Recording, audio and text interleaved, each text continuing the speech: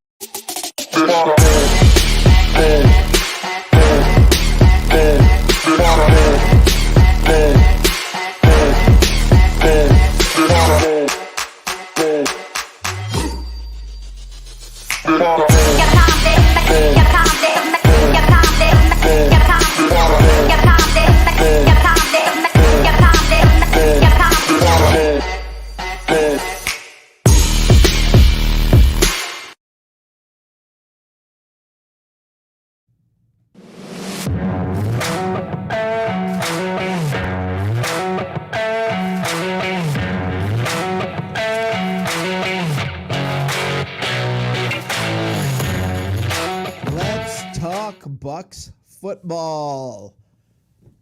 I love me some Bucs football, guys. We got lots to talk about.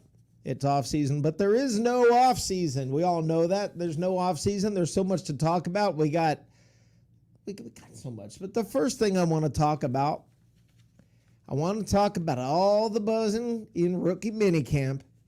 Everybody's talking about the rookie little phenom. The guy who is apparently showing out. He's impressing the coaches. He's impressed the head coach. He's making waves. He's making some progress. They're all talking happy about Kyle Trask, the backup quarterback. Apparently, they're saying he's picking things up very quickly. They're saying he's performed well, looking great in camp, ahead of schedule. They're surprised at how well he's picking things up. And I want to talk about that. I also want to talk about the opposite, the irony of the fact that apparently BA confirmed that Tom Brady struggled last year to pick up the offense. Now, I'm not saying those two things are related. They aren't. Okay, let's be clear. They're not. But let's talk Bucs football. Okay, Kyle Trask impressing Bruce Arians. I think that's an interesting little twist. And the one thing I want to say is the more that I learn, I know BA has the reputation of telling it like it is. But when it comes to BA, BS. Okay? Look, the guy does not call it like it is. He's a head coach. He does what he's got to do. Okay? He says what he has to say to the media. He plays the media, works the media, does all the things that are necessary. Probably says, well, Kyle Trask looks great because he's trying to build up Kyle Trask's confidence. There are a lot of different reasons, that coaches play the media like they do. They're trying to accomplish certain things. So I know there are a lot of Gator fans who are very, very excited, and I think it's good news. I mean, they're not saying Kyle Trask is struggling. But if you notice, it's not like it's the only team in the league that they're saying, oh, wow, this rookie quarterback looks great. Justin Fields in Chicago. Matt Nagy's going on and on, raving about Justin Fields. Of course, he also comes out and says, oh, yeah, but by the way, let me confirm Andy Dalton is our starting quarterback. So while all the raving and all of that is going on, then comes the reality check. Okay? Listen, Kyle Trask is doing great, but he's still probably going to be number 3. It just means he's coming along good for a number 3 quarterback. Okay, so let's not get all overexcited about that and flip out and say, okay, he's the heir apparent and all of that. We haven't even played one preseason game. We haven't even gotten to training camp yet. So everybody, calm down just a smidge, and we'll get there. We will get there. So, yeah, I'm excited to hear about everything that's coming when it comes for Kyle Trask. On the other hand, let's talk about another guy, another Florida quarterback, by the way, that I want to have a little conversation about. And I'm going to bring you guys in to talk about this. We're going to go to you guys early tonight because I want to talk to you guys bright, quick, and early about Tim Tebow. Wow. Let me tell you something. The hate train is going, the engine is on full blast. It's in fifth gear. The motor is redlining. The hatred for Tim Tebow. It's hilarious. Even here in Carolina, everybody ripping the living daylights out of Tim Tebow. A guy who is going to try to be a tight end, supposedly. But everybody's talking about a guy who's been out of the league for 10 years, who's going to try to be a backup tight end. How is that a conversation? I get how it's a conversation. It's Tim Tebow. But the bottom line is everybody, I think, is so overreacting to Tim Tebow. And I want to talk a little bit about what I think Tebow's role will be at Jacksonville. And I do think he has a role, and I do think there will be a role. But we're going to do that in just a second here. It's your turn.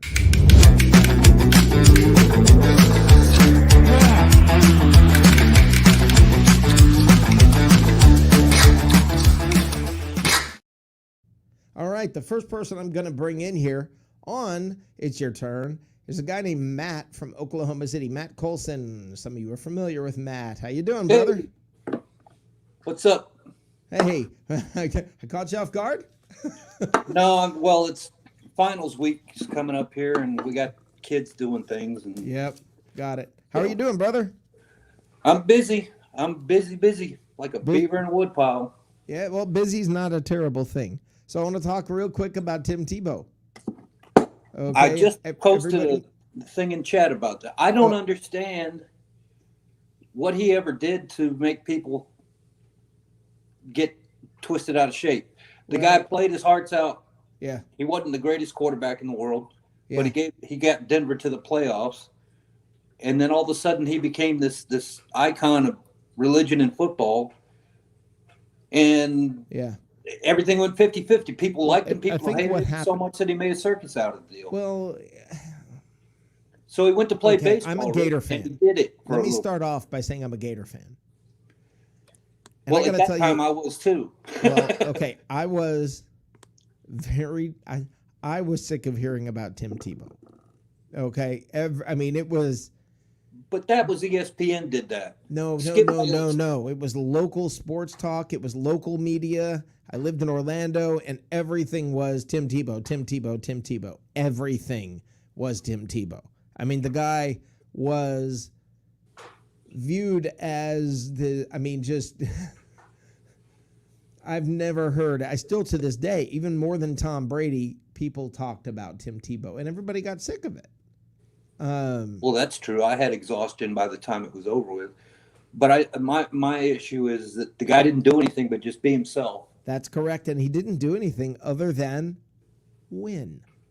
And it was weird to watch because if you remember that playoff run, everybody's making this Jesus assimilation where they were thinking he was getting some real serious breaks. And you've watched football longer than I have. That is true. He got things happening for him.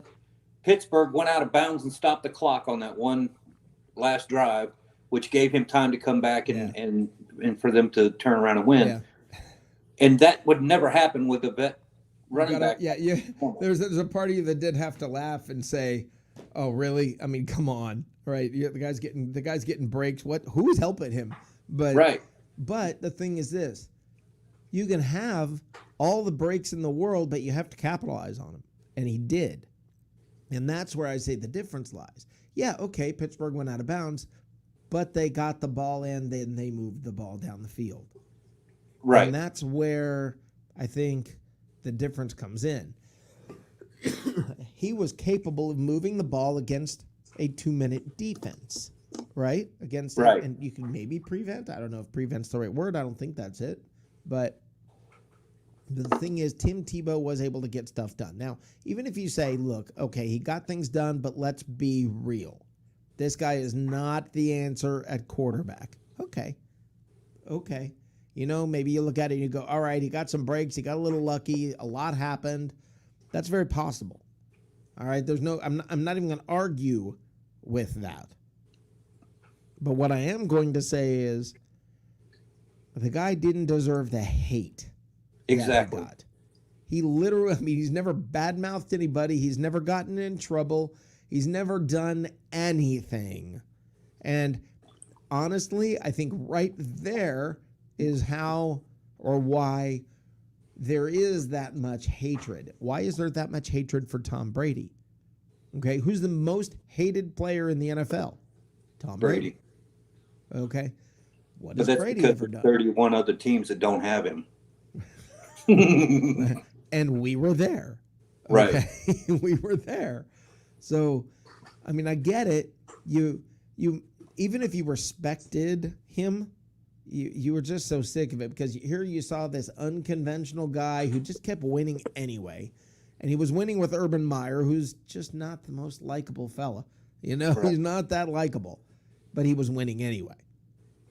So I get it as far as that goes, but there is a venomous hatred out there for Tim Tebow, and the guy's done nothing. Now I want to talk about his role, what I think his role is on the team.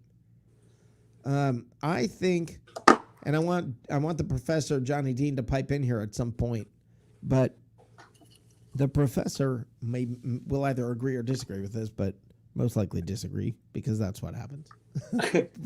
but here's sort of my take. I think Tim Tebow is going to be very, very much used like my mind just went blank in New Orleans. The guy in New Orleans? Yeah. Why can't I think of it? I never can remember his name. I know, my mind just went blank. Somebody put it in chat. I can't think of what his name is. The guy anyway. The thing is the gadget guy in New Orleans that right. Maybe quarterback, maybe not quarterback. I don't know. Peyton what? Something or other, right? Taysom Hill. Taysom Hill. That's it. Taysom Hill. Thank you. I think Tebow is going to sort of be used like him. It's going to be a gadget thing. I mean, they're not expecting him to come in and be a blocker.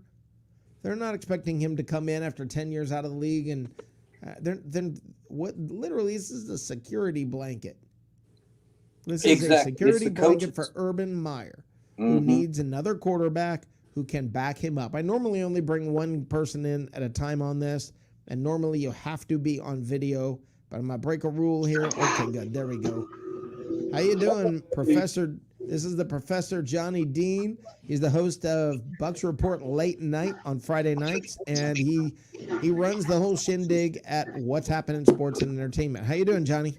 How's it going, bud? Good, brother. So what are your thoughts about Tebow? Am I crazy about in the way that I look at him? I mean, I don't see what the hatred is for. Even if you say I don't think he's going to do well, why does everybody hate this guy so much? The hatred's there for Tom Brady, too. It balances out in the long run because Tebow had a lot of fans. A lot of fans. Even today. Yeah, even today he's got a lot of fans. So it's like with Brady. If you go outside of the area where Brady's loved, it's all hate. You can see if you go to other groups' comments. I'm in Carolina. I'm in Charlotte. Yeah. And I can tell you people, even here in Charlotte, people out there are like, they'll even go, God, I hate that guy, but he is so good. The difference between Tebow and Brady is most people, even if they hate him, respect Brady. Right. The haters for Tebow, they have no respect for Tebow. Right. And I don't understand why that is. Right. I'm with Matt. I don't understand why that is. What's the guy done? He nothing. He's just been him. He's just who he is. I mean, yeah. He had that the only thing that he really did that would tick off a real football fan is when he refused to not play quarterback. You know what I mean? Yeah, he said, I'm a quarterback, and then left. Right. And you see these other guys that want to play football enough that they'll take any position that, all right, yeah, I'll try it. I can do this, you know? Right. And that kind of disappointed a lot of football fans in him, right. But not to the point where you get the hatred you get like with him. But in the 10 years that he's been out of the league, he's been a Major League Baseball player. I don't know to what extent that worked out, but because I don't follow baseball anymore. But he was on the Mets, I believe, and he did adequate. I think he so played a he game had or that two going for for the. him. He's also done a couple of television shows, which didn't quite fit the persona, but he had the drawing power, bringing in the TiVo tent to the guy out of Canada that did house repairs. I can't remember off the top of my head. Yeah, Tebow was horrible as an announcer with College Game Day or whatever it was. Yeah, he was great at making predictions, but he was smart, but not. It's just not engaging. Maybe that's the right word. He was just. Yeah, exactly. There you go. He doesn't have the. I kind of look at it the same way with Tony Romo. I can't watch the guy. Now, see, I love listening to Tony Romo. Exactly. He breaks down tape better than anybody. Yeah, I can't stand him because he sounds like when he's watching a replay, that every time he does it, he's grunting like his bowels are upset. But he's that's John Madden, but I mean, but John Madden's bowels might have actually been upset. Well, Tony Romo's probably watching the game like I still watch it. I'm like, come on. And that's what I think most of us watch football for, isn't it? Where we're all, ooh. Yeah. But Romo, what I like about Romo is, I mean, that guy has taught me more football. I mean, it's amazing. He'll sit there right before the play happens. He'll say, this is what's going to happen, and here's why. And then it happens. And he'd say, this is option A, this is option B. Yeah. The defense couldn't figure that out, but he's got all three receivers in their sets. And you wonder, why wasn't he a better quarterback? I mean, he wasn't bad, but why wasn't he even better? Because, holy crap, that guy's smart. Yeah, he was actually a pretty good quarterback. He just choked in the wrong times, or the team would choke at the wrong times with him, man. Yeah, well, both. Yeah. He'll always be remembered for not catching that set for the field goal. Yeah, that's going to go down in infamy with him. Yeah, absolutely. What do you guys think about Trask? Speaking of Florida quarterbacks, let's go from one Florida quarterback to another. Okay, we got Kyle Trask, who supposedly, according to BA, looks great in camp. Johnny? Third day? I don't see what they're supposed to say. I mean, I'm sure Kyle Trask can run a camp. He can run a practice squad. He's already been there, done that. Right. He sat behind enough people. He knows where his role's at. So I like that part about him. And he's not a dazzler, man. That's what I really like about him. He's not somebody that's going to come out and dazzle you with a 100-yard game running. Right. He's going to come out there and run the playbook. Yep. That's what I like about Trask. That's what I want in a quarterback. Yeah, he's more of a Brad Johnson type to me. Yes, and that's going to be adequate. Thing about this, and that's why I think I'm not saying Kyle Trask is the best athlete or even best. Let me be clear. Everybody follow close, okay? This is what I'm going to say may ruffle a feather or two, and I'm not trying to do that. I'm trying to just sort of talk honestly about this. I think Kyle Trask has a better chance of having success in the NFL than maybe some of the top three that were drafted. Okay? I agree with that 100%. And it's simply 100%. because of where he's at, the position that he's in. He doesn't have that pressure and doesn't have to come in like, what's his name in Jacksonville? Trevor Lawrence. He doesn't have to perform well right now this year with, I mean, can you imagine? Think about this, guys. You're a rookie on Jacksonville. Okay? I'm going to say it again. You're a rookie with Jacksonville's offensive line. Or last year's. Cincinnati was Cincinnati's offensive line. All right? And you look up, and who's coming at you? Devin White, Levante David, and Ndamukong Suh, JPP, Shaq Barrett. And they're coming up as a trio because nobody's coming from, and you don't know where they're coming from and when they're coming from. There you're going to do your best, but this is a whole different ball game. That's what Trevor Lawrence is facing. What's Kyle Trask facing? Kyle Trask is literally facing this. Hey, coach, what do you think's going to happen? How do you read this defense? What do you see right now? And the coach turns and coaches him. Yeah. That's what the difference is, what those two are going to face. One is out there under fire, taking fire, and the other one is learning how to deal with taking fire. Yeah, depending on who's actually on the bench beside Brady, when Brady comes off that field, it might be Blaine Gabbert. It's probably going to be Blaine Gabbert, I actually. think it would be. But, that guy's getting the firsthand information right there. The guy sitting on the bench right then, when Brady walks off that field and grabs that tablet and starts going over stuff, that guy's getting firsthand information. If he's listening, he's going to learn a lot of vital exactly stuff. Right. And I look at it much like this. Imagine if you joined the military. All right, and it's a time of war, and you're going to battle, and you never had basic training. Okay, that happened a lot in World War I and World War II.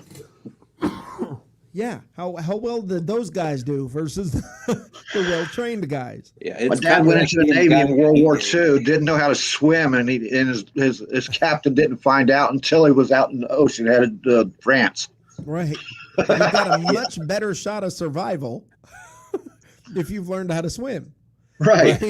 So that's the thing is right now, what's happening right now, Kyle Trask is learning how to swim because they're going to go to battle. Okay? And what is happening right now with what happened with Joe Burrow? Joe Burrow wasn't learning how to swim. Joe Burrow was way ahead. He was like, point your weapon, go. Right. And that's why I believe Kyle Trask, whether it's with Tampa or not, has a greater opportunity or chance for success than Trevor Lawrence or maybe some of the other guys up there. The one guy that I think may be the exception is I am horrible with names tonight. The 49ers drafted Alex Smith? No. Trey Lance. Trey Lance. And now Trey Lance, I believe, is a very talented quarterback.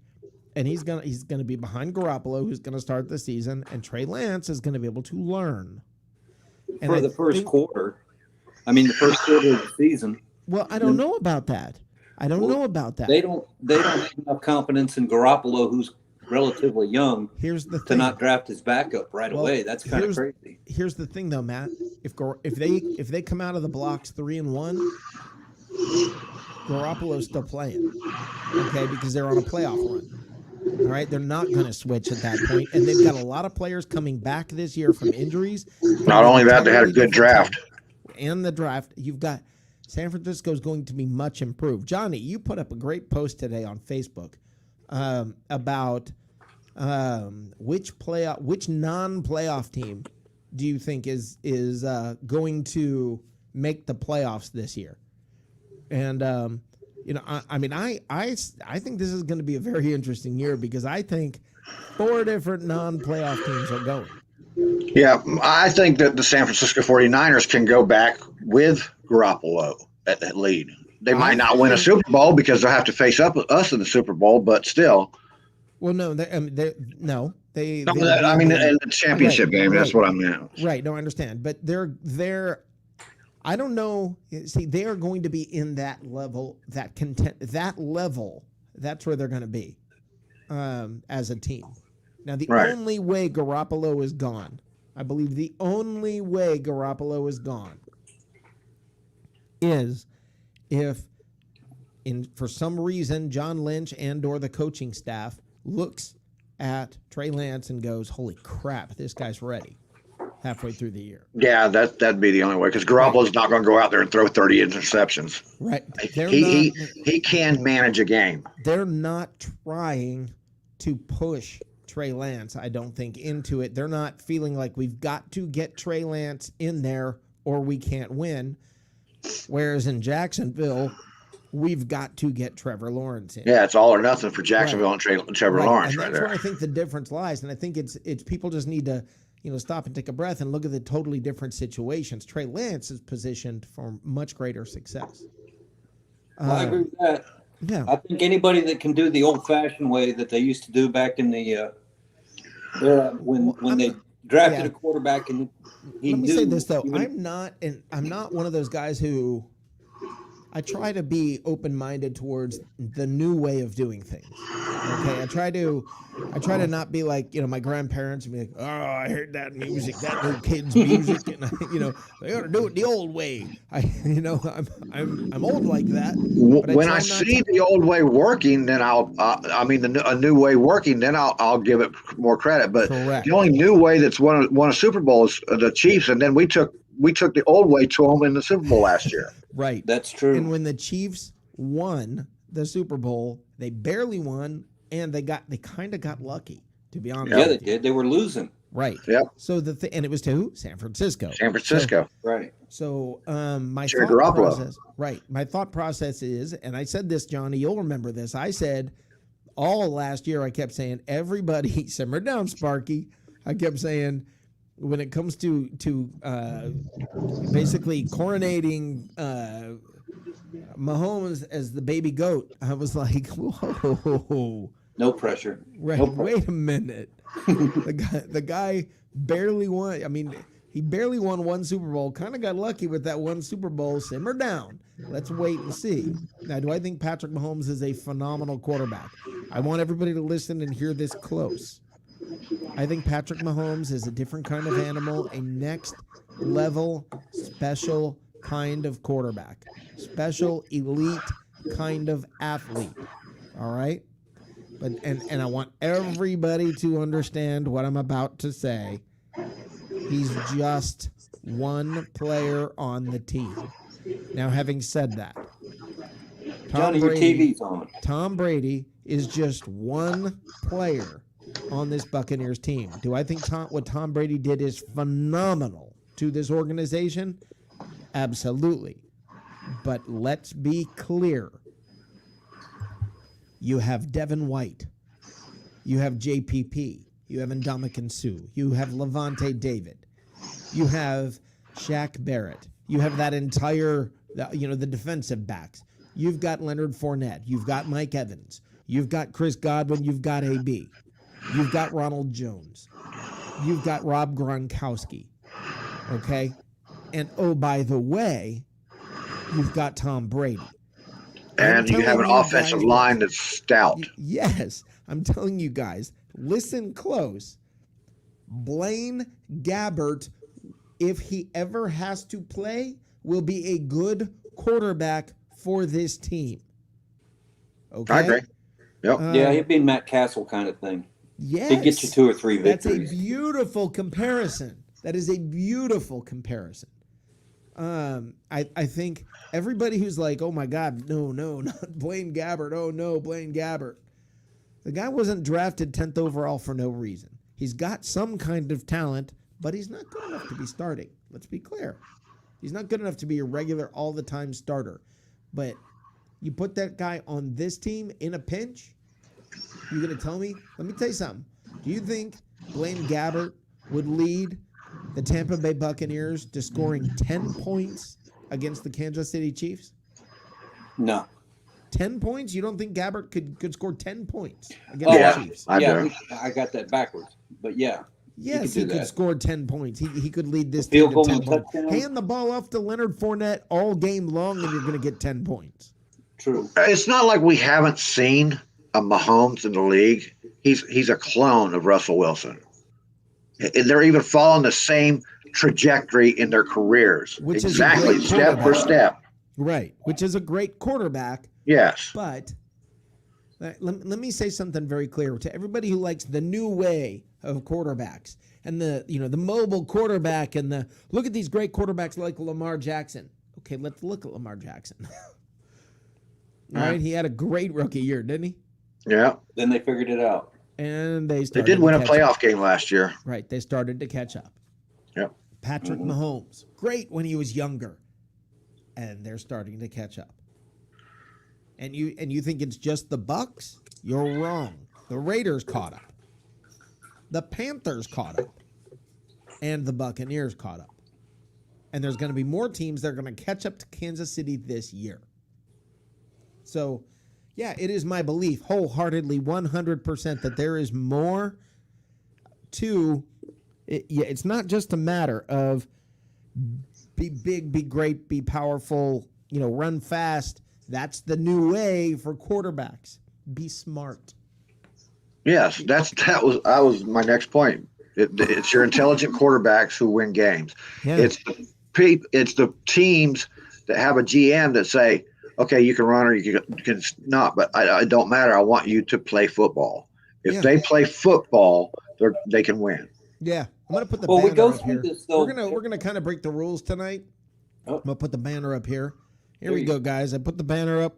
Give us a call at 678-825-5263, and you can talk to all of us. Let's do something a little different. 678-825-5263. We will be right back after a commercial. Excuse me. We'll be right back after a commercial. We'll pick it back up, and we'll keep talking more about this. If I can get the commercial running. There we go.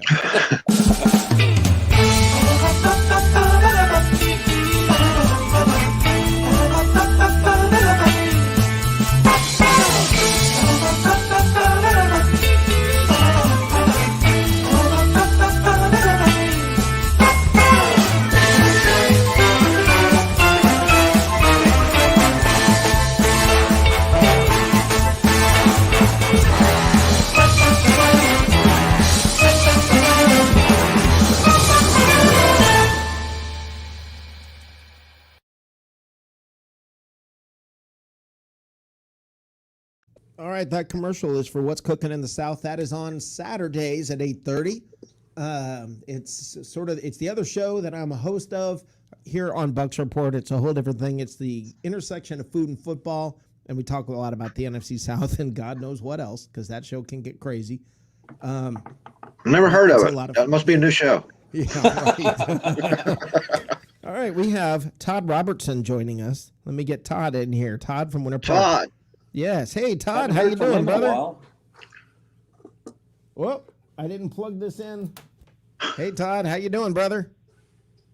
I'm good, man. How you doing? Doing good. Guys, can you hear him? Yep. All right, good. How's it going, man?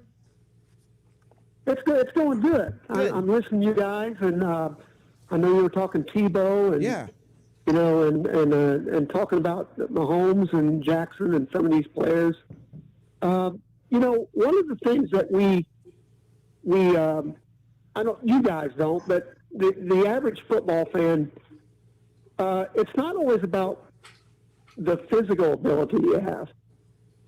There's a big mental part to the game too, and a guy like, the guy is highly intelligent. Yep. He studies film. Yep.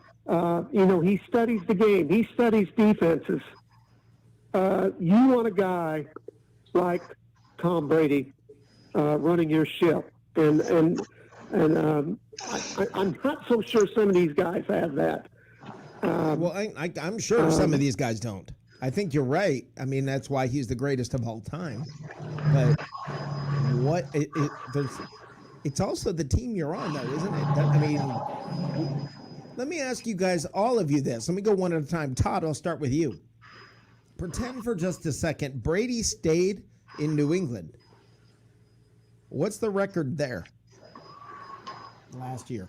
Oh, yeah. You're talking about this past year? Yeah. What's the record? What would New England's record have been with Brady? Well, I think they would have been a little bit better than their record. Right. They would have made the playoffs. Newton, but it wouldn't have been much better because one of the reasons Tom Brady left was because he didn't have any weapons. And, and Edelman was hurt, most of the year. Right. So what you mentioned a while ago, Rick, and I know the professor and Matt will agree, is it's not about one person, one player. Tom Brady came in and changed the culture, absolutely. Right. He changed the organization. Right. But when you got a team like you mentioned, all the players you mentioned, all of our defense, our defensive stars, our offensive stars, we have a lot of talent on this team and depth. Right. And our O-line was unbelievable.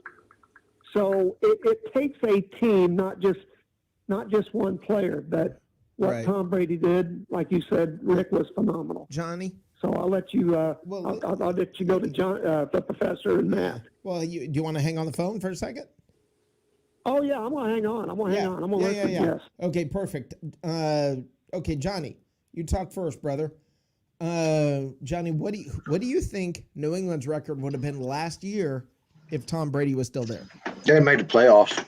They still had enough weapons. They still had enough weapons. They had basically the same weapons they had the year before when they did go to the playoffs. Not on defense. A lot of those guys opted out. No, my thing is they wouldn't have opted out. But their defense was still pretty damn good. Yeah, I just don't think that those players would have opted out if Brady was there. There you go. That's true too. Yeah, somebody keeps firing me up. Yeah. Okay, Matt, what do you think? I think they probably would have gone like 7-9 or 8-8. They went 7-9. Well, then maybe give them 2 more games. Okay. I don't think they were the team that they were the previous year because of the fact that everybody opted out, like you pointed out. Right. You can't lose Hightower and you can't lose those caliber players to be sitting out. Was that because Brady left, though? Would Hightower have played? You mean when he opted out? Yeah, I think Brady was still there. If Brady was there. I think Brady moving out caused a lot of ripple effect in the locker room. A lot of people reconsidered their career path. No, that's my point about that's part of his impact on. Oh, absolutely. Yeah. And if I was Dante Hightower or any of those guys, and they gave me the option at that particular point for what we knew at the time, right, to check out without a penalty because of the pandemic and his situation with kids and things like that were going on, I think I would have done the same thing he did. Okay. But well, did you guys hear at all? Well, we've all heard Brady struggled hard, apparently big, to pick up the playbook. Yeah, here. Yeah. Yeah, he was doing well. If you watch the game at the beginning of the year, you saw sometimes where he was throwing to a location, right, and one would break right when he should have broke left or whatever. Right. You could tell he didn't know whatever he was supposed to be doing. They weren't on the same page right at the beginning of the first 4 weeks. Right. Did you guys hear? Like we talked about several times.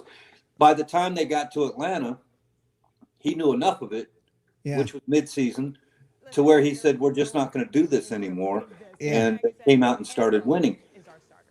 I'm trying to stop this audio. Sorry. Hold on. I want to read a quote to you, if I can. Okay. I want to read a quote. It is. I can't get this video to shut up. Okay. Let me read it this way. All right. Brady, who went under this knee surgery, said, quote, "I had pretty serious knee surgery this offseason, which is the first surgery that I've had in about 12 years. Right. So I was really interested to see how it was going to go because last year just took a lot. Every week I was kind of tending to my knee, and I thought I'd love to see a season, what it looks like when I can really focus on some other strength stuff that I want to do. Some other technique stuff where I'm not just focused on protecting my knee all the time. So it's been pretty intense this offseason from that standpoint because it's been 6.5 weeks and I've been dealing with that rehab process. The season went pretty long into February. So it's just now that I'm starting to feel like this offseason happening. I'm going to blink my eyes and the offseason is going to be over. And I don't think I've created this vision in terms of what I'm excited about. Like, I don't really think I've created this space in my life for things outside of football to take over that level of excitement. I still feel like throwing the football is what I love to do. Okay, so there's a couple things to take. First of all, Brady loves the game to the point that he's not even considering what he's doing after football yet. Right. Which, that says a lot. Johnny, we've talked about coaching. I don't even think he's, like he said, he doesn't even have space in his head for anything other than playing. He loves it so much. It's an addiction, man. Football is an addiction. Yeah.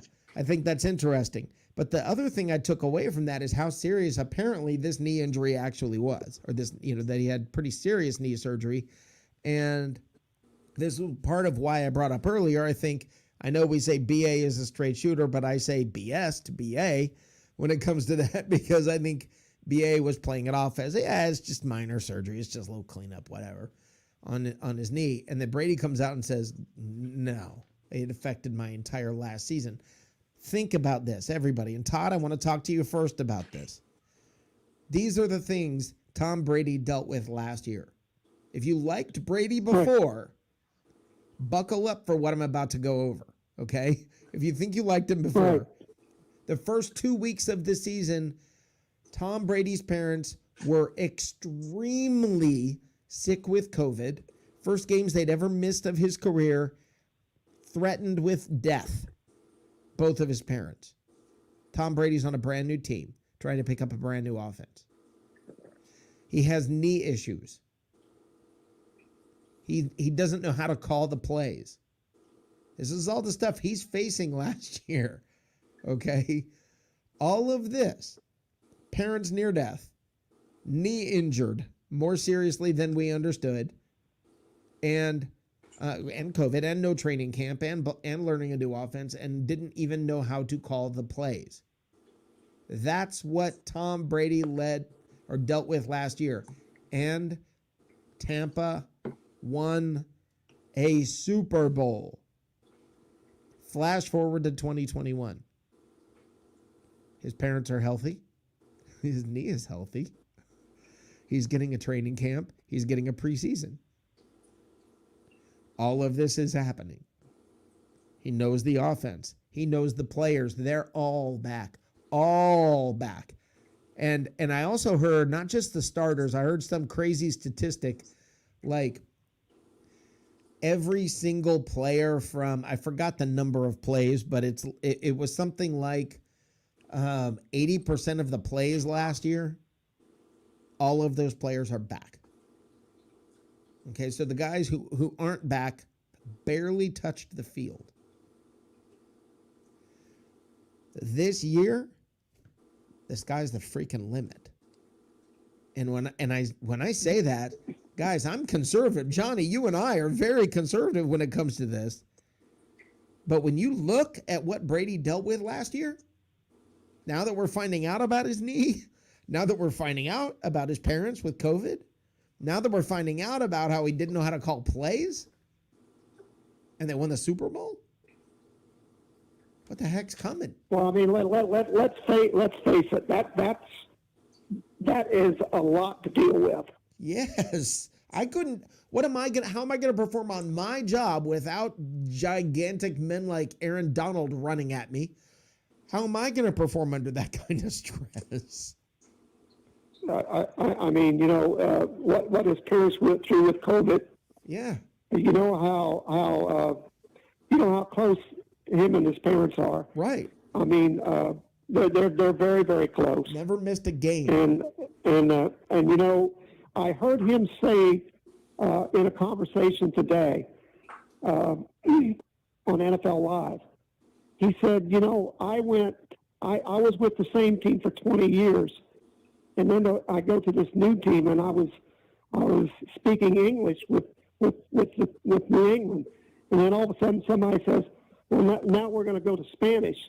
He says, pretty much he was saying I was lost, because you go to a new team, you're trying to learn all these new plays. Yeah. And he admits that he really struggled. I like what Matt said. And a perfect example of that was the Bears game, where he thought it was fourth down, a third down, and it was fourth down. Yeah, that's a great example, Todd. Wow, Todd. And he don't make many mistakes like that. Todd, that's fantastic that you brought that up.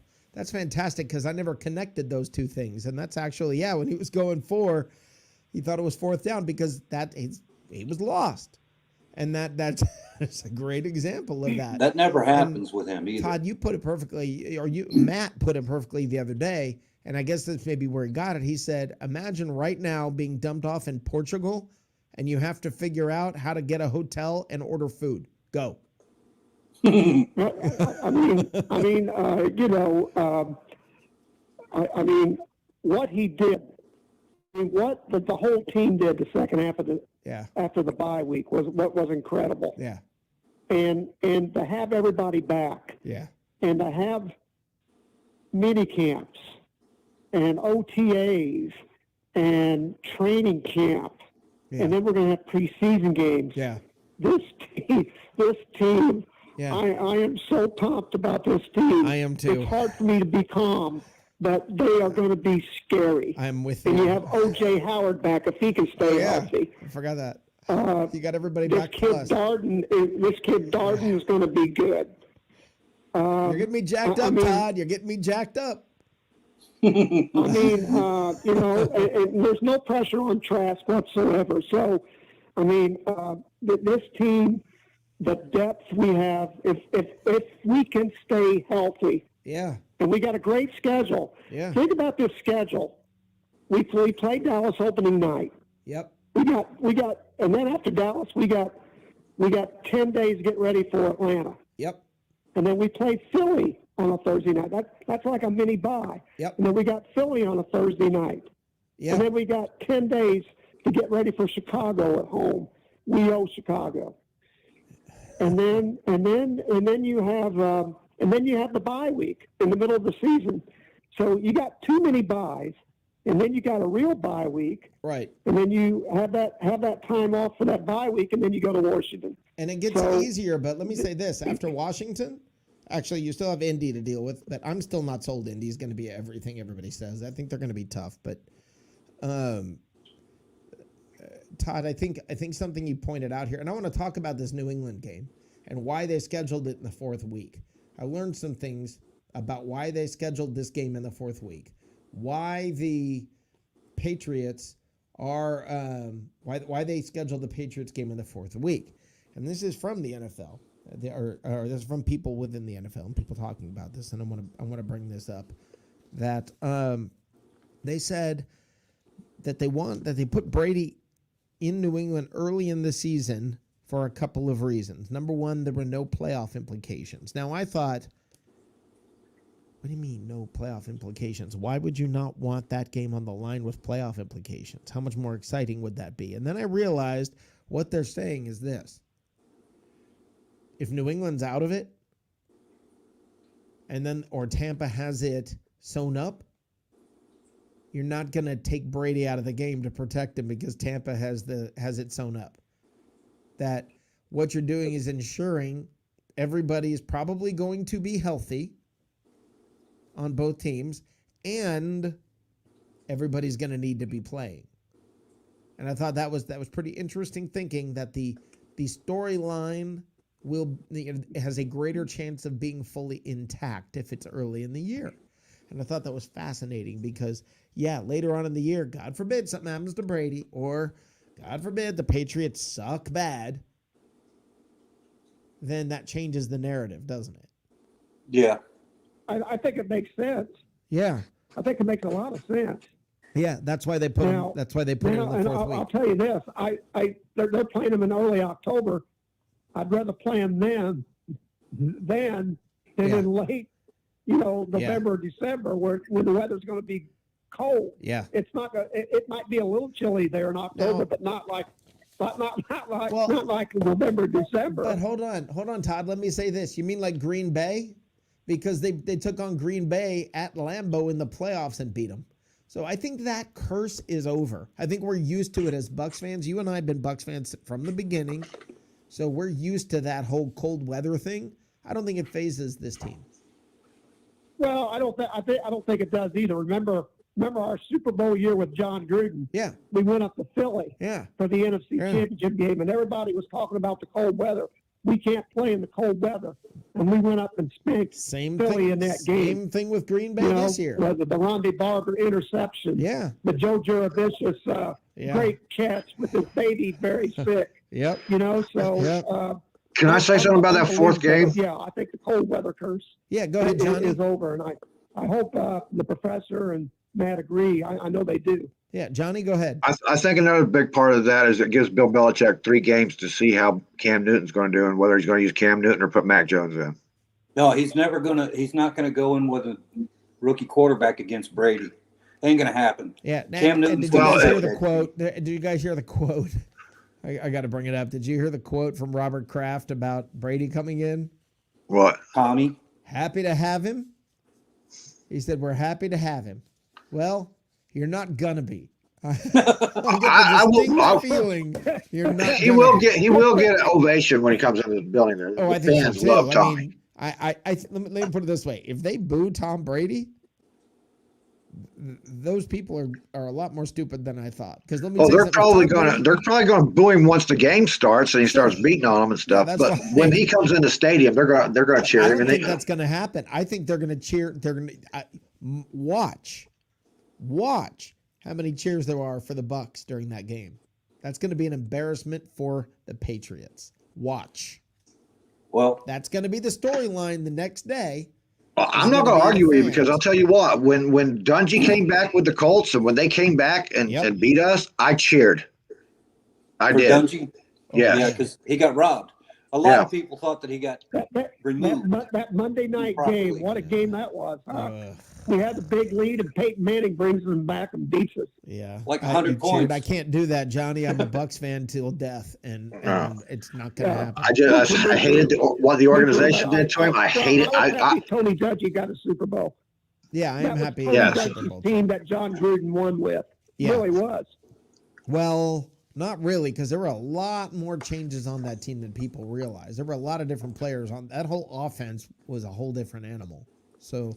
No, how many players in that statue in the office actually were on that team before Gruden got there? What's that? Stapp was there. No, the defense was pretty much the same. But the offense, there was a lot of differences. There was some changes on offense. Right. Yeah. So I don't know, but it's an interesting. It's going to be an interesting year. I mean, I'm.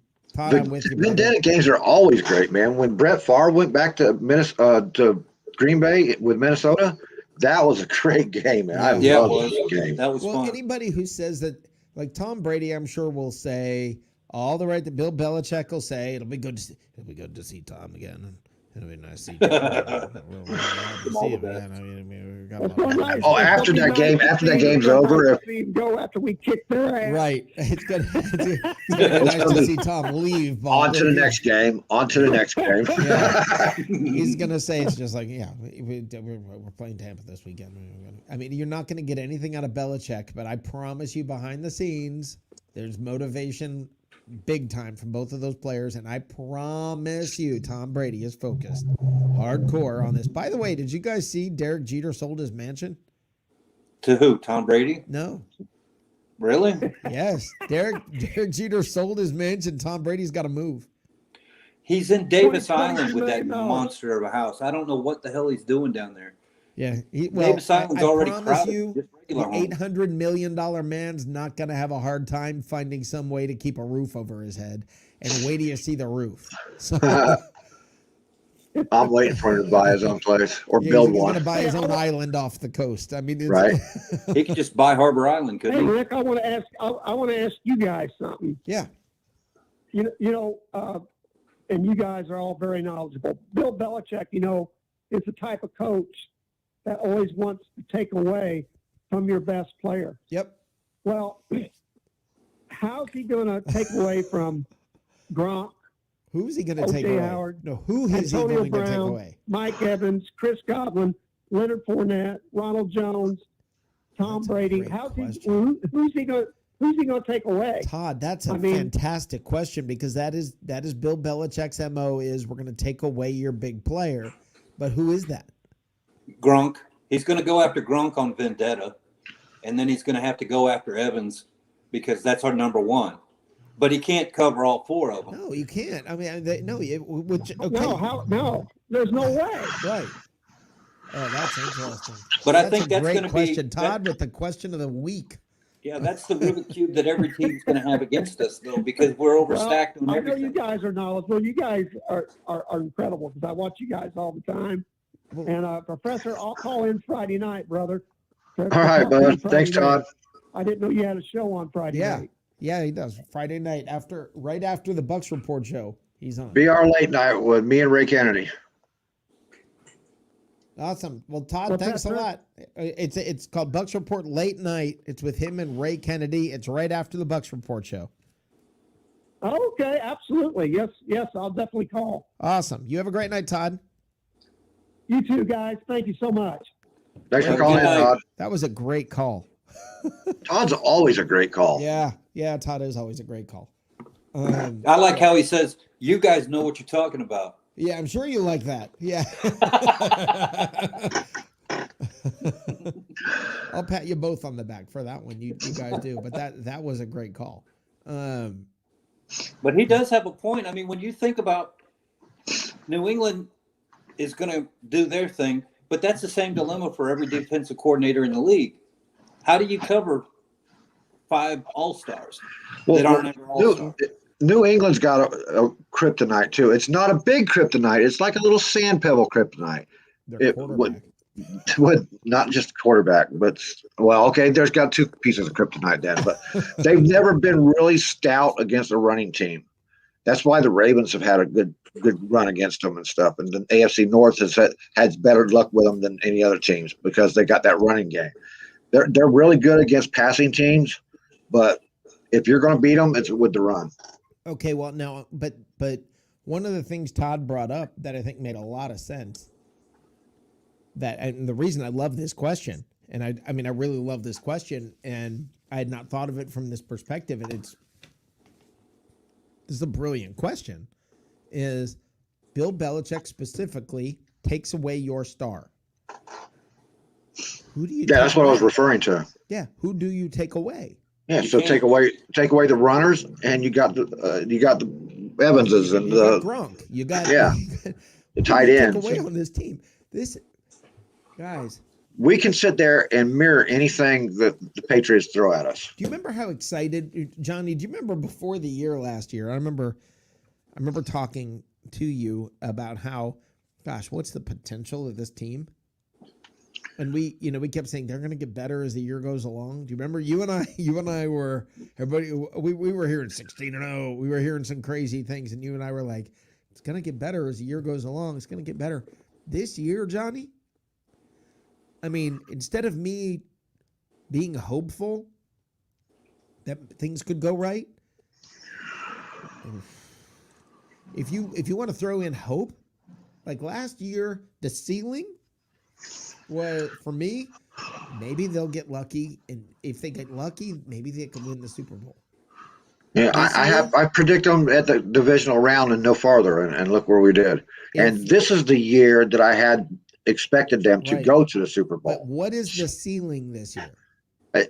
There's only a Super Bowl win. That's all you can do. There's nothing higher, dude. There is undefeated in Super Bowl. Well, yeah. And the thing that's really an unrealistic expectation, though. I can't put that on. But I think the Super Bowl last year was an unrealistic expectation.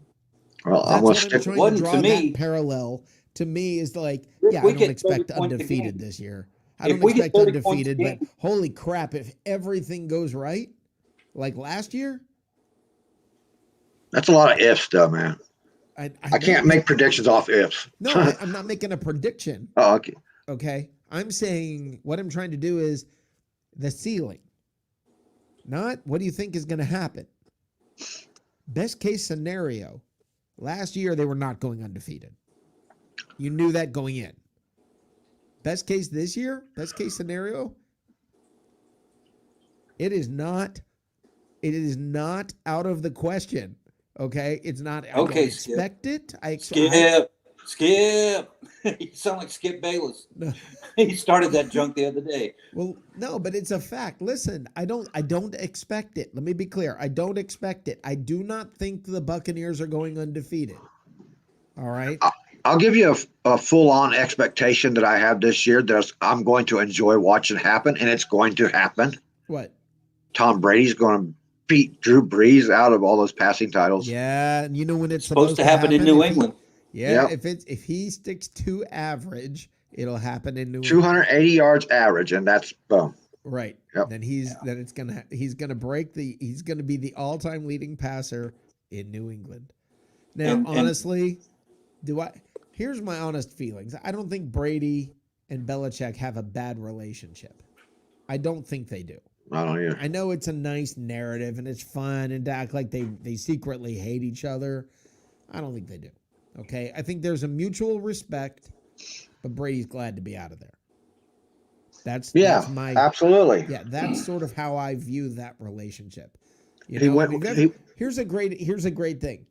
For anybody who's ever been married and has an ex-wife that you don't hate, which happens. All my exes. I get along with all my exes. Yeah, that's the same kind of thing. It's like, yeah, thank God we're not dating anymore. But yeah, I don't want anything bad to happen to her. Right. That's how I think Brady views New England. Now, let's shift gears big time to another guy right after this commercial. I want to talk about somebody else.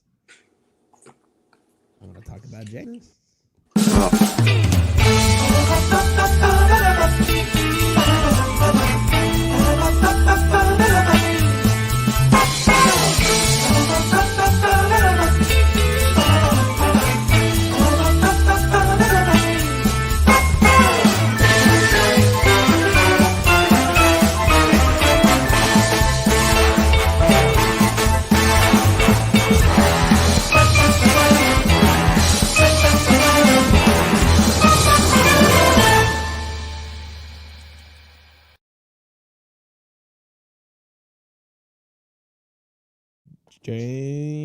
James. Oh, dear God.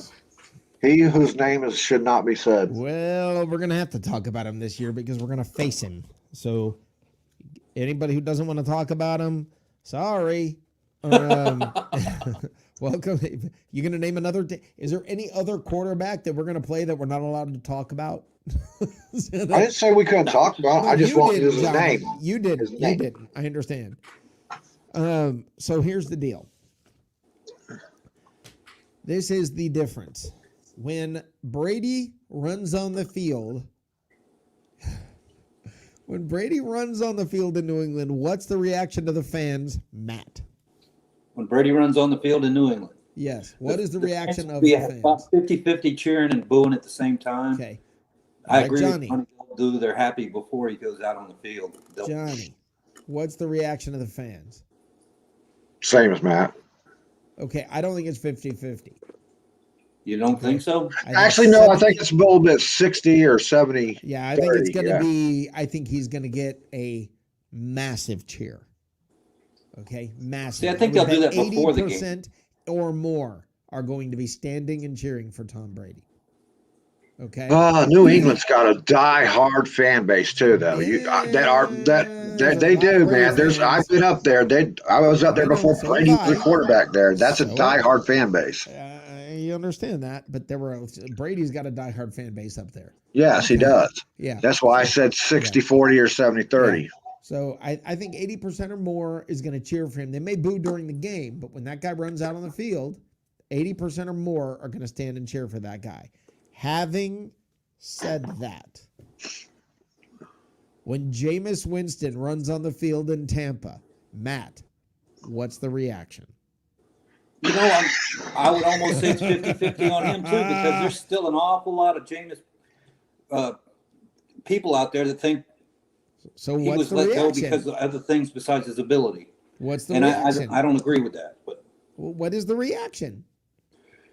I think they'll probably boo him. I would, if I was at the stadium. What and percentage? Everybody I You know were throwing percentages out about the other one. Give me a percentage. About 50-50. I think Do you think it's the same for Brady in New England that it's going to be for Jameis here? Well, what I was trying to say was what you said about Brady. When he comes out on the field to do pregame warm-ups and he's out there with the team and whatnot in Buccaneer colors, he'll get cheered. But when he gets on the field and they're playing, they kick the ball off and it's on, it's going to be a 50-50 split. And by the end of the game, he may run everybody off because he's going to whoop the snot out of them. Johnny. I'm going to go 70-40, but this time it's going to be reversed. There's going to be 70% booze. I agree with you 100%. That's exactly what I think. 70% of the people are going to boo Jameis. I think you're going to get because you know what? Don't mark my words. People are going to remember Jameis, all of the crap that guy said, and him dancing in the locker room, and him eating the W's, and there's all of that. And hey, check your sheet, and I was balling, and there's a lot of memories, man. Soak it up. Or how many times did you hear? I just got to stop throwing those interceptions. I got to make better decisions. It's like he had two cue cards. I either won or I lost. I gave the ball away too much. We played good ball out there last night. Yeah. I mean, we heard that same press conference for 5 years. We heard, the same freaking thing. We heard, I just got to make better decisions. I got to stop turning the ball over so much. We heard it over and over and over. And I think you're going to get a lot. It might be a lot more than I even think, because for one thing, you can't judge by Facebook, because that's correct. Most of the people who really despise Jameis just scroll right past them posts. They don't want to discuss him. They don't want to talk about him. They don't want to hear it. That was dead on correct, Johnny. I think you're dead. You might have correct. A point there. Yeah, I think the guy's going to get a lot of boos. A lot of boos. I mean, he ran off his mouth too much. This is the problem with Gerald McCoy. Now, I don't know if you saw Gerald McCoy's tweet this week. Gerald McCoy tweeted, as a lifelong Tampa Bay fan, it's so great to drive up and down or drive through Tampa, since I still live in Tampa, to drive all around the city and see all these Super Bowl championship banners, and to know they deserve it, and how happy I am for this team because I'm a lifelong Buccaneers fan. Okay, he keeps saying this stuff. That guy is lobbying so hard to become a Buccaneer. It's hilarious. Man, I hope they just keep the door locked. What a waste of time. I think it's obvious they're doing that. I mean, I think the door's locked. Hey, he knows he don't fit this scheme at all. Yeah. For one thing, it would be a complete waste of time to get him and put him on the team. It would only be to honor him, and what is there to honor? Well, if he was the best turd on the pile. Johnny, hallelujah. I'm with you 100%. What is there to honor about Gerald McCoy? Thank you for suiting up for all those years. I think you sucked. Sorry. That's the truth. Yeah, you sucked less than everybody else on a really bad team. Yep, he was the shiniest turd on the pile. He was what? The shiniest turd on the pile. Yes, he was the shiniest turd on the pile. And I mean, this guy has the exact same problem. Can you guys identify this? I believe Gerald McCoy has the exact same problem that Jameis Winston has. What is that? Ego. Focus on me. Verbal diarrhea. Yeah. If you look back at Hard Knocks, to shut up.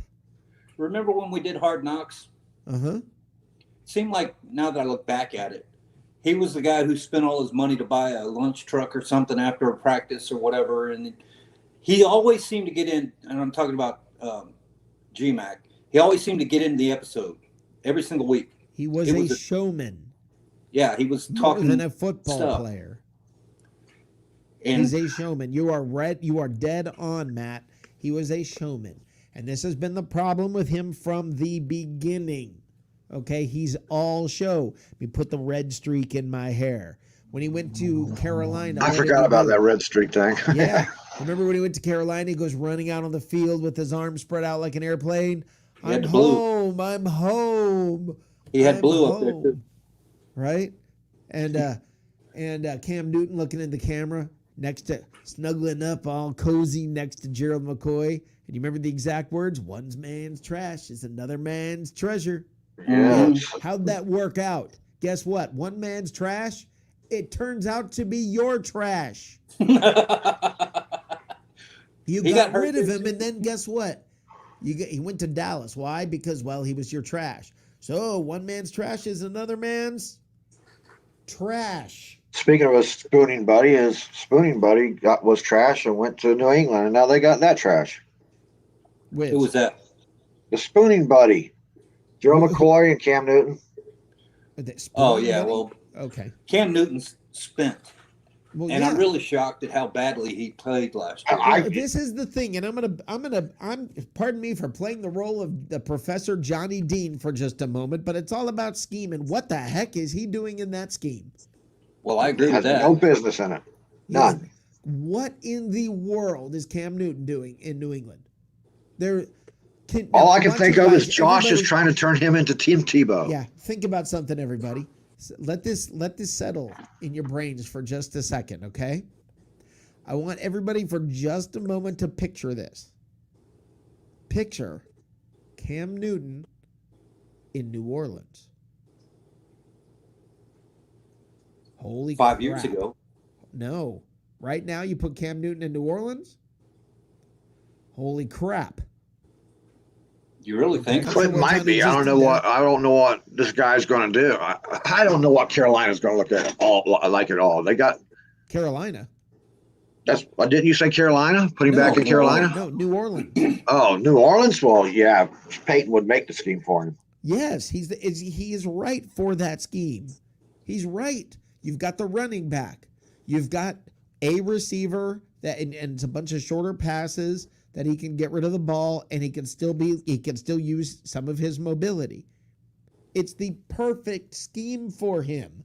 Thank God Jameis is there. I mean, guys. I think Cam Newton's gun shy too. You guys in chat, I want to hear from you I want you guys in chat to tell me. I mean, you guys don't know how excited I am about this moment because it's coming. Guys, it's coming. Everybody soak this up. It's coming. Everybody for just a minute out there, close your eyes and imagine.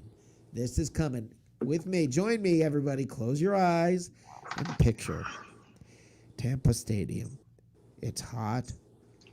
It's humid. They're out there playing. Everybody's playing hard. Everybody's getting ready. Probably it's probably the beginning of the game. Keep your eyes closed. That's not you. Okay? Now keep your eyes closed and imagine for just a second. The first play of the game, Jameis drops back, looks outside, and throws the ball to his receiver in the flat. Who steps up and takes it?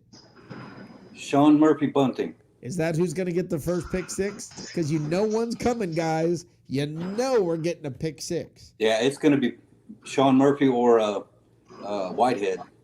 What do you think, Johnny? Who's getting the first pick six against Jameis for the Bucs? Jamal Dean or Winfield. You know what we ought to do? We ought to do a poll. This would be fun. This would be a fun thing where, everybody gets to put a name in, and you win something. If you guess the right guy. That sounds like a pari-mutuel situation. That's a fun bet because somebody's gonna get it. Somebody's gonna get somebody's getting a pick six against him. You know it's happening. That guy cannot make that great of decisions against this defense. This defense will mess him right up. He can't find the Mike linebacker. And on some of the tape, if you watch it, they start out looking like they're doing Tampa 2, and as soon as he snaps the ball, they're doing something completely different. And he never changes his initial read. Right. He doesn't know how to do that. Right. Christopher Cole, hi, how you doing, brother? I see, and it's okay that you were late. I'm glad that you're here. And Christopher Cole says, trash is trash any way you slice it. Who was the guy covering the open receiver on that play when the safety left the top? When Winston got that touchdown? Oh, I don't remember who it was. That was the guy. Wasn't it Carlton Davis? I think so. I don't remember. But it was because that's my money goes on Carlton Davis. Then if Winston burnt him, he's going to get his revenge. Yeah, that would be pretty awesome. He gave up the receiver thinking it was a running play. Way too soon. Yeah, and that's the only thing that worked. The thing is this. That's 100% Sean Payton. That's not Jameis Winston. And people need to realize and recognize that. Sean Payton saw this is what the defense is doing. This is what's happening. These guys are biting. This is what's happening. Let's run this play. He had the right play, right time, right everything schemed. That is scheme. That's what Johnny Dean preaches, and he's right. That's scheme. And that's how Jameis Winston was successful. And Jameis Winston will throw a lot of touchdowns in New Orleans. But once again, he will throw a lot of interceptions in New Orleans, too. A lot of interceptions. And that's you get an INT, you get an INT, you get an INT, and you get an INT. Okay, for everybody who says Jameis, who thinks about Jameis and goes, okay, yeah, he's going to be better. He got his eye surgery. He blah, blah, blah. Okay? He no longer has Evans and Godwin and company. No. He's got, I forgot who their one receiver is. Michael Thomas and the guy that actually burnt us a couple of good plays. I can't remember his name because he's a rookie. He was a rookie last year. He's a sophomore this year. So but they've got a receiver. They got 3 listed on their charts. You got to watch. But they have one. That's really good, Michael Thomas. Okay, so if we get he doesn't have what he had here is my point. So if you think he's going to be that much better, understand, even if he is that much better, the people around him are that much worse. Yeah. So let's try to be realistic about this, guys. Oh, I agree with that. Yeah. But I don't think he's going to get better. I think he's going to talk all this trash about LASIK fixed all his issues, but it's in his head. It's this part. Oh, I agree. And that's you can't coach stupid. Can you? Yeah. I mean, if you could get LASIK on your third eye, but if you could get LASIK on your third eye, right, on your brain, if you could do that and be able to see the field better, and understand and know what the heck is going on, then fine. But the problem is this: the field may look clear to him visually, but it's never clear here. He's extending plays, trying to keep the play going. I mean, for me, I joked about this, man. It was so exciting. It was really exciting to me to see Tom Brady throw the ball away. I thought it was sexy to watch Tom Brady throw the ball away last year. Yeah, and throw it away correctly. Yeah. Yeah, it was nice to see that it was something they couldn't teach Jameis to do, which is fundamental. I mean, my brother played Little League football, and I coached a little bit on the team, and the one thing that they always taught him was to throw it out of bounds. And that was in, Pop Warner kind of junk. And that stuff sticks all the way through high school and college. He's the only professional quarterback I ever saw that was a pass-happy guy that wouldn't throw the ball away. Or he throws the ball to the wrong position for the route. Mike Evans got run out of bounds so many times because he'd throw it to the he could not throw his receivers open. You're correct. Yeah. He could not throw his receivers open. He doesn't understand that concept, and that was the thing that irritated me the most about him. I couldn't. But no, he's definitely not the only pass-happy quarterback. 80 yards. He's definitely not the only pass-happy quarterback I've seen. There have been a lot of pass-happy quarterbacks who threw a lot of interceptions. He just that guy, doggone it, he took it to the next level. And again, I've drawn the parallel multiple times. He's like the crazy girl that you're dating. Yeah. Okay, it's phenomenal sometimes, and any Bucs fan who denies this is wrong. Jameis he did things. Do you guys remember that fourth down? He ran like a 17-yard. He had to scramble around, do crazy stuff. He also threw a deep pass to, I think it was Godwin. It might have been Evans. Evans. Yeah. He did throw one through a keyhole to Godwin before Godwin got hurt, I think. Yeah, but Jameis did amazing things. Jameis did amazing things that we can all look back on and go, wow, that was freaking phenomenal. Kind of like that crazy girl that you can look back and you can find that thing or two that girl did for you that you're like, holy cow, you remember that? But you end up with cops in the driveway. It goes bad. Yeah, you wake up with your testicles still in place. Well, what happened is Tom Brady came in and showed us what it's like to just be in that stable relationship. And you know what? It may not be, you don't have those crazy ups and downs that are, you're not riding that roller coaster. And riding roller coasters is fun, okay? People pay to do it, okay? It's fun. Riding the Jameis roller coaster was fun. But we're seeing now what it's like to be in that stable relationship with the one you can count on. And in the long run, even though it's not as crazy fun and sexy every, like week to week to week, when it's all said and done, you're like, oh man, this is so much better. Yeah. And that's where we're at. That is what it's like. So I don't know. Carl Hardy, I like what Carl said. Carl said, don't forget the fumbles. He's good for 10 of those a year. And that's true because when he does that, I mean, it's not just the fumbles. It's because he does not ever get rid of the ball. He's always trying to extend the play and make a play happen, even when everything's falling apart. And he's got a crazy run style. Yeah. What is that with his run style? I don't understand it, man. He's played football all his life. Come on, man. Yeah, and he runs like your very unathletic friend. Think about your least athletic friend. Yeah, exactly. The guy who you watch the guy try to throw the ball and it's like he's throwing with the wrong hand. It's like Carlton trying to dance with the Fresh Prince. Yeah, yes, that's Jameis on a run. Now, doggone it if he didn't somehow or other do it sometimes, like that 17-yard run. I don't know how he did it, but that's like Carlton, from from Fresh Prince actually getting the girl. Okay, sometimes it happens and it's crazy, and every once in a while, that crazy lightning bolt strikes and something good happens, and you're like, holy crap, did I just see that? Versus Tom Brady, that you're never really saying, holy cow, did I see that? You're just there. Here's what you do with Tom Brady. Wow. Yeah. Exactly. That's really it. You remember the playoff game right before the half? Who was it against? It wasn't Washington. He threw the deep touchdown pass right before the half that they probably. That was Washington. It was Washington. To Scotty Miller. Yeah, to Scotty Miller. Yeah, I think that was Washington. Okay.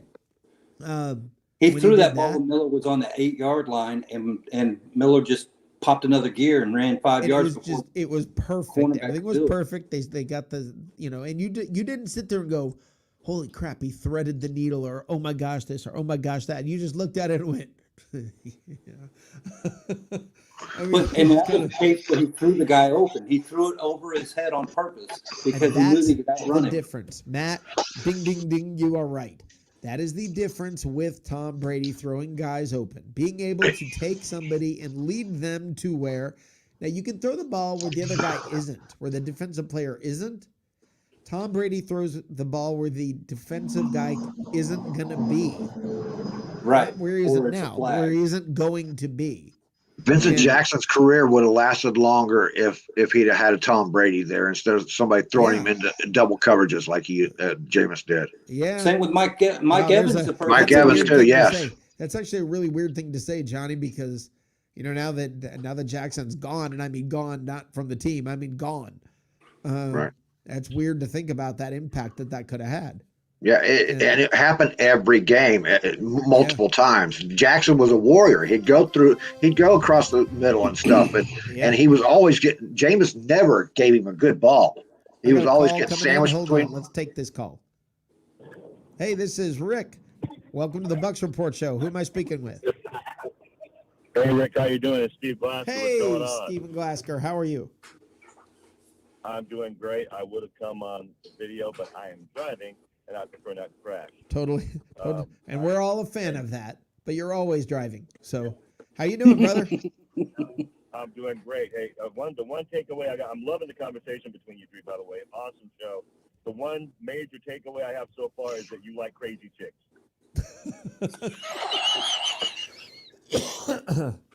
Listen, man. If that's your takeaway, then something's wrong, because everybody does a little bit. There's that side. You focused on that crazy chick analogy for like 10 minutes. You dig those crazy ones, bro. Yeah, he was having a flashback. Yeah. We've all had one. Hey, we all got a weakness, bro. We all have our kryptonite. I get it. It does. I can't tell you never. I cannot say never. So, what am I supposed to say about that? I think we just move on. What's going on tonight, brother?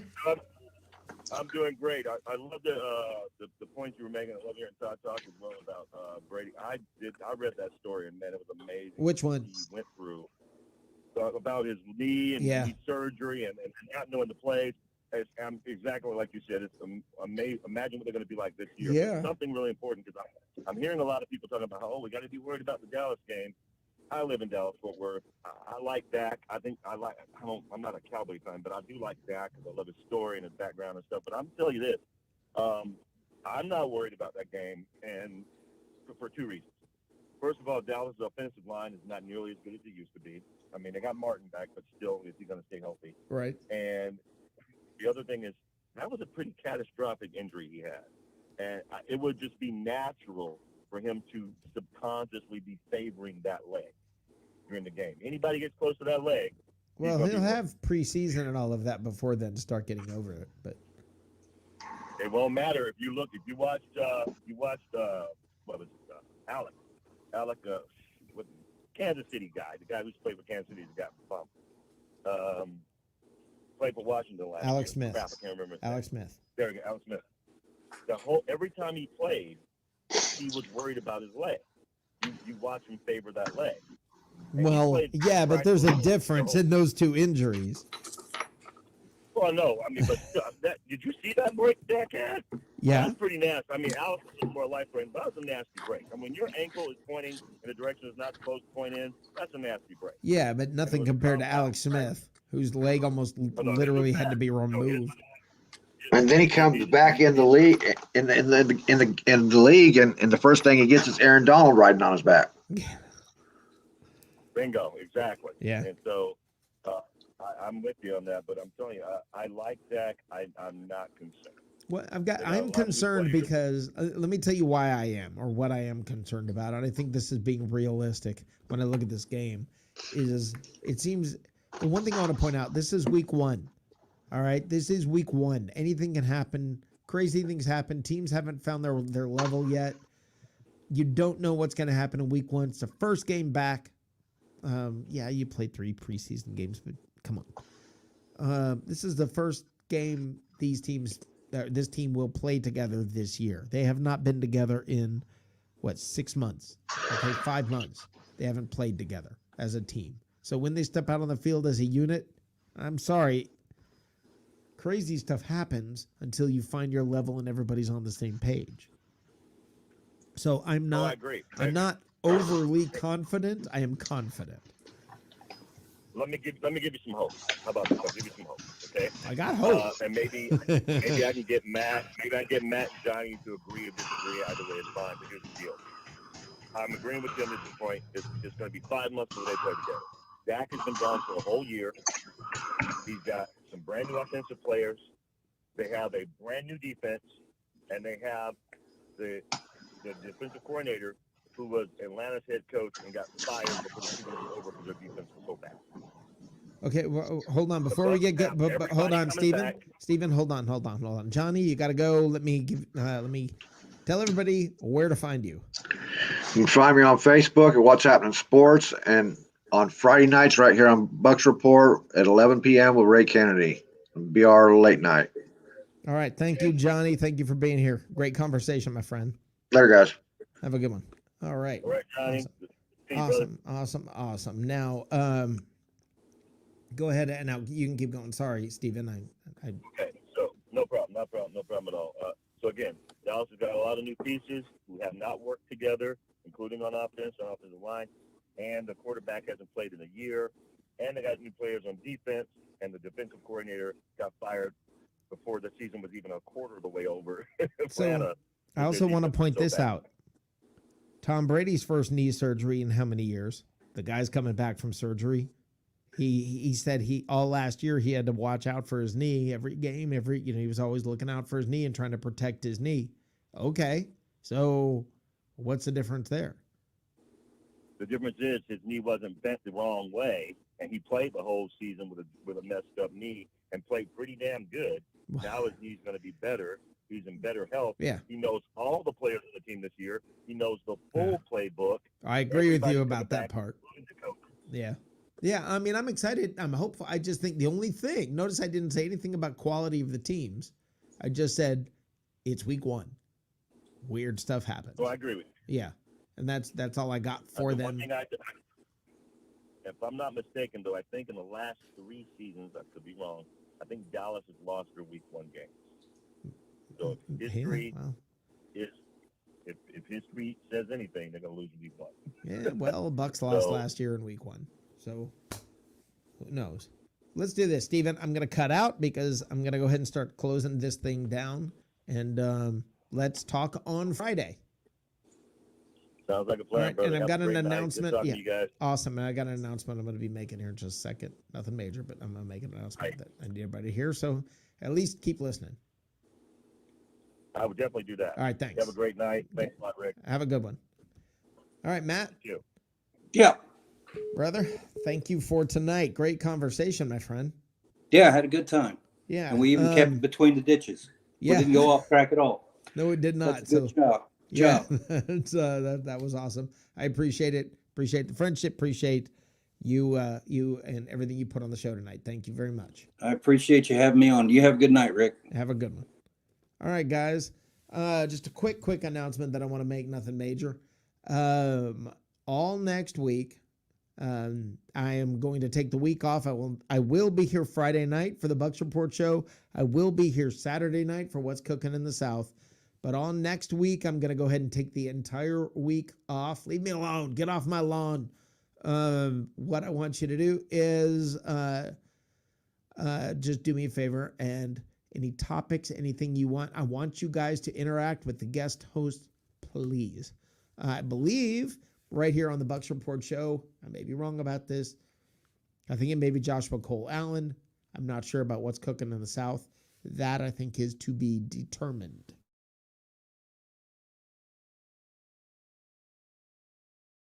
And if I'd stop coughing, that would be awesome. All right. So I want to thank you guys for coming by tonight. Another great night. This was a fantastic show. Lots of great comments I was reading. I want to thank you guys for being there. Carl Hardy, Johnny Dean, Mike DeRoche, Tapazio, Anthony Foster, all you guys. I do see you guys out there. Matt, I saw you still making comments, and Johnny, so the two of you are just crazy cool. Thank you. All of you who are there, I want to thank you in the chat room for participating. And those of you who are out there lurking and listening, I would love for you guys to interact more. It's very important that you guys hit that share button, hit that like button. It's important to us that you do that because it helps this show get seen by more eyes on Facebook. The more people who comment, the more times you comment, if you hit like or share, this platform gets seen by more people, and we can keep bringing you this great Bucs coverage. So thank you guys for being here. You're why we're here. If you weren't here, we wouldn't be here. So thank you, thank you, thank you. I want you guys to all have a great, great night. And as always, how do we end the show? Go Bucs.